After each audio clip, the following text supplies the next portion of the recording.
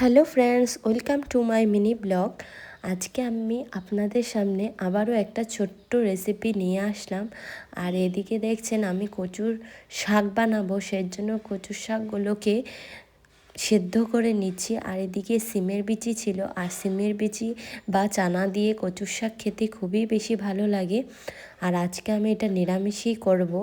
এদিকে আমি সব কিছু সিদ্ধ করে নিয়েছি, সিমের বিচি আর শাকগুলোকে ভালো করে সিদ্ধ করে রেখে দিয়েছি। এখন কড়াই গরম হয়ে গেছে, কড়াইতে তেল দিয়ে দিলাম আর একটা শুকনো লঙ্কা আর রসুন আর কাঁচা লঙ্কা দিয়ে ভালো করে এটাকে ভেজে নেব। আর কচু শাক এই দিনে খেতে খুবই ভালো লাগে।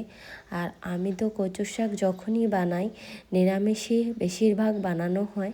আর এদিকে দেখছেন কচু শাকগুলি আমি দিয়ে দিলাম। এখন ভালো করে এটাকে কষিয়ে নেব। আর এদিকে যে সিমের কুটি ছিল সেটাকেও আমি দিয়ে দেব। আর একটু পরিমাণ মতো হলুদ দিয়ে দিলাম।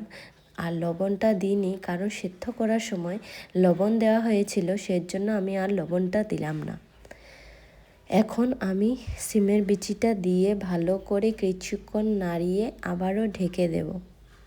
ভিডিওটি কেমন লেগেছে অবশ্যই কমেন্ট করে জানাবেন। আর কারা কারা কচু শাক খেতে পছন্দ করেন কমেন্ট করে জানান। আর আমাদের এখানে কিছুদিন থেকে খুবই বৃষ্টি হচ্ছে, আর ঠান্ডা ঠান্ডা ওয়েদার, খুবই ভালো লাগছে। আর এদিকে দেখুন কচু শাকটা হয়ে গেছে, কেমন হয়েছে জানাবেন। টাটা।